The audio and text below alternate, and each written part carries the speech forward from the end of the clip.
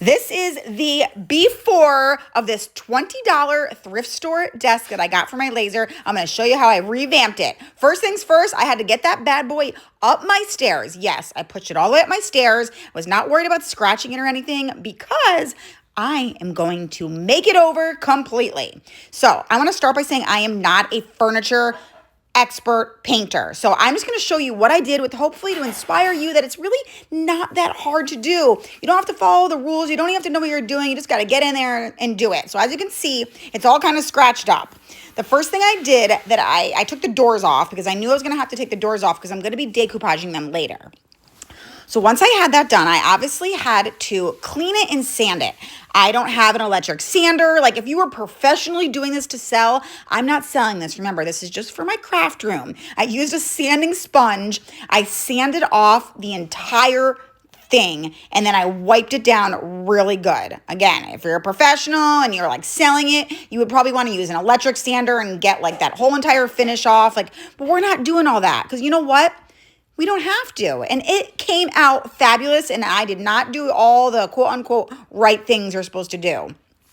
So after I had it all sanded, I had it all nice and wiped down because I had some cobwebs on there. It was definitely dirty. I'm using Country Chic and the color Cheesecake, which is a chalk furniture paint. I got it from Amazon. I'm using a regular old paintbrush. It's honestly like a craft paintbrush. It's not even a furniture paintbrush, but it worked fabulously. It totally did the trick. And then I just went in. I went in and I'm like, you know what? It's just paint. You can paint over it. And I just did it. So I learned a lot of things along the way. The first thing I learned is that, as you can see, as I was painting, I was going back up to try to like cover some of the spots. Don't do that. Just keep going with your first coat. Don't worry about it being even. And then it clears it all up when you do the second coat. I was trying to like fix it.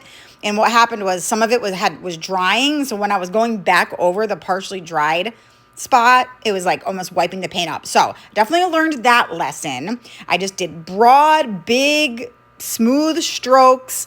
I did the best I could to get the bottoms there. I literally tried to get underneath. I just had a towel down.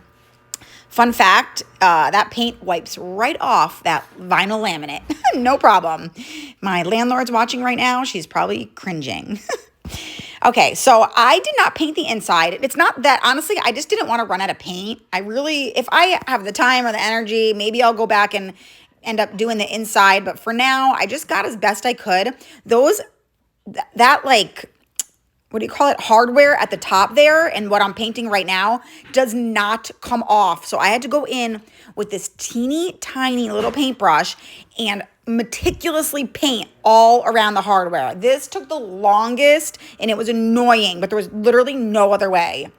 All right, now for the hardware that did come off, I took it all off and then I used my antique gold rub and buff and I just rub and buffed the handles. I rub and buffed, I don't know what those things are called, latches. They have a name, but I can't think of it, and I don't even know if I know it. Anyways, I rub and buffed them.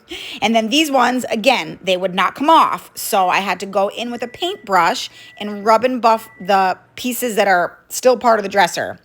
All right, now for the dark sealing wax. It looked so good with the white and gold. I almost didn't add the dark wax, but after I added it, I was like, oh my God, I absolutely love this. I'm so happy that I added it. So I went all around the edges. I just went with my little blending brush from Dollar Tree or maybe Amazon, and then I wiped it with a paper towel. And then I went heavier, like in the creases and on the corners. I don't think I show myself doing the corners. You'll see it at the end when I pan over the whole thing all done. But I just grunged it up. I didn't go too crazy with it, but I really did. It gives it a lot of depth and dimension, like some visual interest. Now for the fun part, the decoupaging of the rice paper. I got this from Digital Deco Designs. I ordered it from her shop because it is the A3 size. It's ornate sunflower rainbow frame, something similar to that. I have the link for you if you love this paper. I put it on my door and then I use my fingers to kind of like outline like the lip, and then I cut off all the excess. So I was just working with the paper that I needed and just a little bit extra. That way it makes it a lot easier to center it. So once I had the paper good and cut out, I went and I used a nice, good, thick layer of Mod Podge. You want to use a good, thick layer. This part is my expertise. I'm good at decoupaging. You want to use a thick layer because number one, it gets it on there really, really well, and you don't have to worry so much about like sealing it in on top because I don't like to seal it on top. Number two, if you have a nice, thick layer of Mod Podge, you can slide it around. You can reposition it a lot easier if it's not perfectly centered the first time. So I smoothed it out with my brayer. I went all along the edges, made sure it was all nice and, secured on the edges, dried it with my heat gun, very important because you don't want it to rip. And then I used my Gator sander here and I just very carefully sanded all along. It had enough of a lip or an edge there where I was able to get in there with my Gator, and I just took a little bit of time, but I did it and it looks so good, you guys. Oh my God. I'm like, literally, I can never be so much more in love with a piece in my life. It's the first time I ever did this, and now I'm officially addicted and I want to do like a million more pieces. So after I got it all sanded and I got all the extra paper off, I did go over the edges with just a little bit of Mod Podge just to seal down the edges. I did not go over the whole thing because I don't like the way that the Mod Podge looks on the top. And then I just wanted to grunge up the little edges of that rice paper in the corners. So I went over it one more time with my blending brush. I don't even think I added any of the wax to the brush. I just used what was on there. And then we're putting it back together. And here we go. The lighting's not great in this video, but here it is. So you can see on the corners where I went a lot heavier with that wax. Oh my gosh, you guys, what do you think of this? I hope that this inspires you to try to do a piece like this on your own. I got this $20 thrifting. Go to the thrift store, find yourself a $5, $10 piece, and just play around. Let me know in the comments, what do you think of this one?